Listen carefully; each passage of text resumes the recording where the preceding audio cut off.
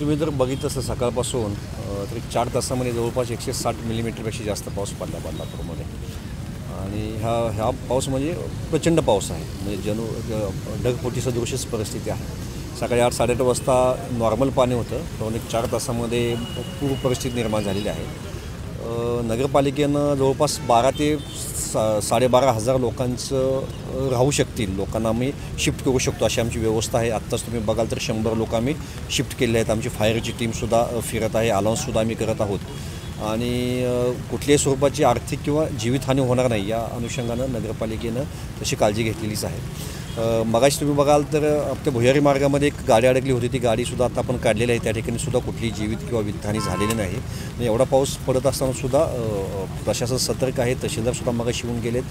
तहसीलदार असतील किंवा महसूल प्रशासन असेल, नगरपालिका प्रशासन असेल, तर सगळ्या अनुषंगानं आम्ही सगळ्या आपत्तीला तोंड देण्यासाठी सज्ज आहोत.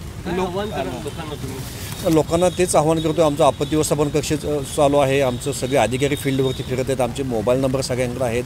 आपत्ती व्यवस्थापन कक्षाचे नंबर सर्वांकडे आहेत. कुठल्याही स्वरूपाची कुणाला काही अडचण असेल तर नगरपालिकेला, महसूल प्रशासनाशी, नगरपालिका प्रशासनाशी त्यांनी कॉन्टॅक्ट साधावा.